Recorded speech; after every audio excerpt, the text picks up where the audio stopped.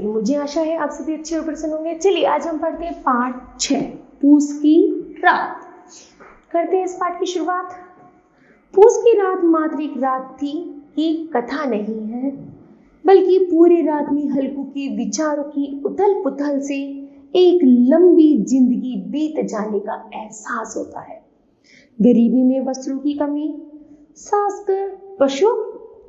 खासकर पशुओं के लिए तो ठंड में समय बिताना दुष्कर होता है। ऐसी सर्दी की रात में थोड़ी गर्मी प्राप्त करने के लिए मनुष्य एक बदबू भरे जानवर को अपने पास लिटा लेता है। किसान की फसल किसी भी कारण से नष्ट हो जाए तो उसे मजदूरी करके जीवन यापन अर्थात गुजारा करना पड़ता है। ठीक है, चलिए जानते हैं एक निर्धन किसान की कहानी को। चलिए पढ़ते हैं।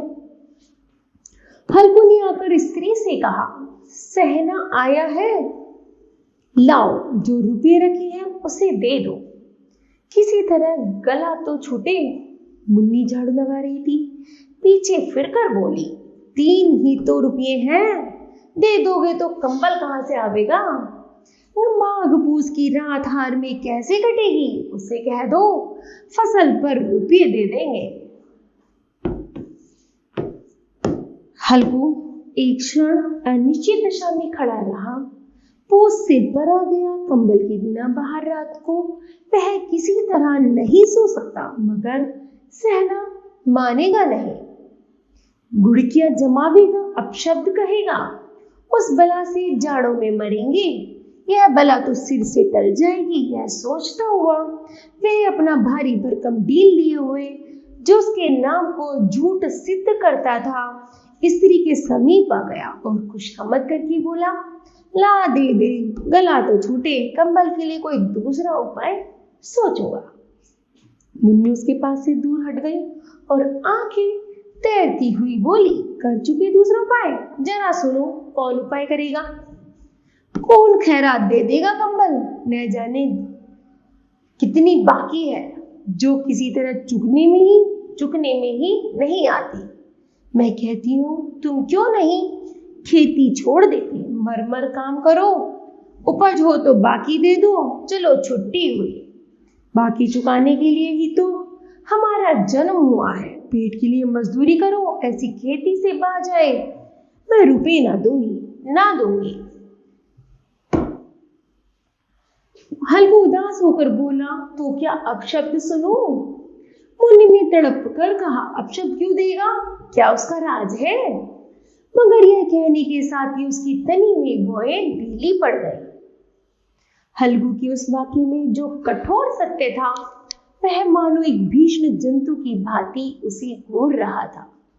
उसने जाकर आली पर से रुपए निकाली और लाकर हल्कू के हाथ पर रख दिए। फिर बोली, तुम छोड़ दो अब की ये खेती, मजदूरी में सुख से एक रोटी खाने को तो मिलेगी, किसी की धौंस तो ना रहेगी। अच्छी खेती है, मजदूरी करके लाओ, वह भी उसी में झोंक दो, उस पर से धौंस।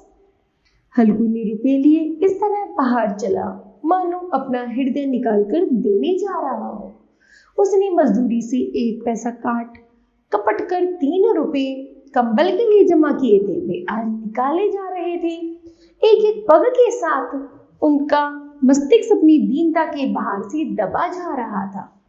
पूस की अंधेरी रात, आकाश पर तारे ठिठुरते हुए मालूम होती थी। हल्कू अपनी खेती के किनारे ओख के पत्तों की एक छतरी के नीचे बांस के खटोले पर अपनी पुरानी गाड़ी की चादर ओढ़े पड़ा कांप रहा था। खाट के ऊपर उसका संगी कुत्ता झबरा पेट में मुंह डाले सर्दी में खूबो कर रहा था। 2 में से एक को भी नींद नहीं आती थी। हल्कू ने घुटनियों को गर्दन में चिपकाते हुए कहा, क्यों झबरा, जाड़ा लगता है, कहता तो था घर में पुआल पर लेटे रहो, यहाँ क्या लेने आए थे, अब खाओ ठंड, मैं क्या करूं। जानती थी मैं हलवा पूरी लिए आ रहा हूं, दौड़े दौड़े आगे चले आए, अब रो नानी के नाम को। झबरे ने पड़े पड़े दुम हिलाई और अपनी कोगो को दीर्घ बनाता हुआ एक बार जम्भाई लेकर चुप हो गया। उसकी शान बुद्धि ने शायद ताड़ लिया था कि स्वामी को मेरी कोको से नींद नहीं आ रही है। हल्कू ने हाथ निकालकर झबरा की ठंडी पीठ सहलाते हुए कहा, कल से मत आना मेरे साथ, नहीं तो ठंडे हो जाओगे। यह रान पछुआ न जाने कहां से बर्फ लिए आ रही है। उठूं, फिर एक चिलम भरूं, किसी तरह रात तो कटे। कई चिलम तो पी चुका हूं, यह खेती का मजा है। और एक एक भगवान ऐसे पड़े हैं जिनके पास जाड़ा जाए तो गर्मी से घबरा कर भागे। मोटे मोटे गद्दे, लिहाफ, कंबल मजाल है, जाड़े की गुजारा हो जाए, जाड़े की गुजर हो जाए। तकदीर की खूबी है, मजदूरी हम करें, मजा दूसरे लूटे। हल्कू उठा और गड्ढे में से जरा सी आग निकालकर चिलम भरी। झबरा भी उठ बैठा। हल्कू ने चिलम पीते हुए कहा, पिएगा चिलम? जाड़ा तो क्या जाता है?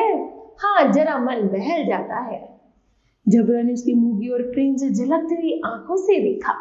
हल्कू ने कहा, आज और जाड़ा खा लो, कल से मैं यहाँ पुआल बिछा दूंगा, उसी में घुसकर बैठना, तब जाड़ा ना लगेगा। झबरा ने अगली पंजे उसकी घुटनियों पर रख लिए और उसके मुंह के पास अपना मुंह ले गया। हल्कू को उसकी गर्म सांस लगी। चिलम पीकर हल्कू फिर लेटा और निश्चय करके लेटा कि चाहे कुछ भी हो, अब की सो जाऊंगा। पर एक ही क्षण में उसके हृदय में कंपन होने लगी। कभी इस करवट लेटा, कभी उस करवट पर। जाड़ा किसी पिशाच की भांति उसकी छाती को दबाए हुए था। जब किसी तरह ना रहा गया तो उसने झबरा को धीरे से उठाया और उसके सिर को थपथपाकर उसे अपनी गोद में सुला लिया। कुत्ते की देह से न जाने कैसी दुर्गंध आ रही थी, पर उसे अपनी गोद में चिपटाए हुए वह ऐसे सुख का अनुभव कर रहा था जो इधर महीनों से उसे न मिला था। झबरा शायद समझ रहा था कि स्वर्ग यहाँ है और हल्कू की पवित्र आत्मा में तो उस कुत्ते के प्रति घृणा की गंध तक न थी। अपनी किसी अभिन्न मित्र या भाई को भी वह इतनी ही तत्परता से गले लगाता, वह अपनी दीनता से आहत न था जिसे आज उसे इस दशा को पहुंचा दिया। नहीं, इस अनोखी मैत्री ने जैसे उसकी आत्मा के सब द्वार खोल दिए हो। उसका एक एक क्षण अणु प्रकार से चमक रहा था।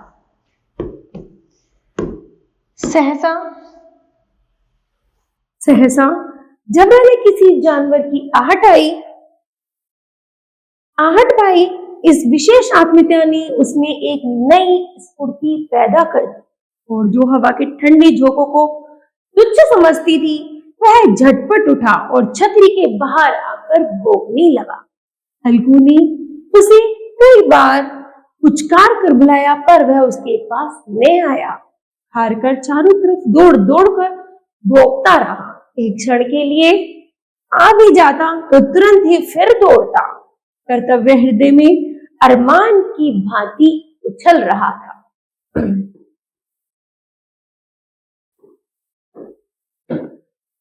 एक घंटा और गुजर गया। रात ने गीत को हवा में धधकना शुरू किया। हल्कू उठ बैठा और दोनों घुटनों को छाती से मिलाकर सिर को उसने छिपा लिया। फिर भी ठंड कम ना हुई। ऐसा जान पड़ता था सारा रक्त जम गया है, धमनियों में रक्त की जगह हिम बह रहा है। उसने झुकाकर आकाश की ओर देखा। अभी कितनी रात बाकी है। सप्तऋषि अभी आकाश में आधे भी नहीं चढ़े, ऊपर जाएंगे तब कहीं सवेरा होगा। अभी पहर से ऊपर रात है। हल्कू के खेत में कोई एक गोली के टप्पे पर आमों का एक बाग था। उजड़ शुरू हो गई थी।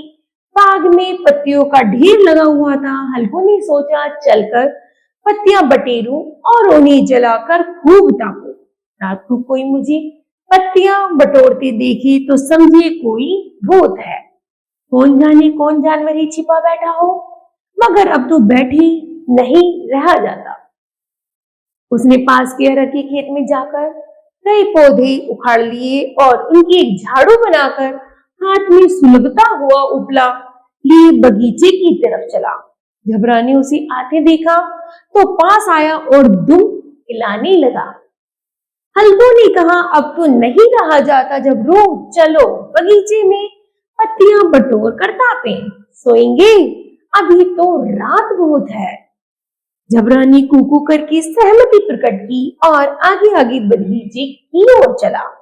बगीचे में खूब अंधेरा छाया हुआ था और अंधकार में निर्दयी पवन पत्तियों को कुचलता हुआ चला जाता था। वृक्षों से ओस की बूंदें नीचे टप टप टपक रही थी। एकाएक एक झोंका मेहंदी के फूलों की खुशबू लिए हुए आया। हल्कू ने कहा, कैसी अच्छी महक आई झबरू, तुम्हारी नाक में भी कुछ सुगंध आ रही है। जबरा को कहीं जमीन पर एक हड्डी पड़ी मिल गई थी, उसे चिचोड़ रहा था। हल्कू ने आग जमीन पर रख दी और पत्तियां बटोरने लगा। जरा देर में पत्तियों का ढेर लग गया। हाथ ठिठुरे जाते थे, नंगे पांव गले जाते थे। वह पत्तियों का पहाड़ खड़ा कर रहा था। इसी अलाव में ठंड को जलाकर भस्म कर देगा। थोड़ी देर में अलाव जल उठा। उसकी लो ऊपर वाले वृक्ष की पत्तियों को छू छू कर भागने लगी। उस स्थिर प्रकाश में बगीचे के विशाल वृक्ष ऐसे मालूम होते थे मानो उस अथाह अंधकार को अपने सिरों पर संभाले हुए हो।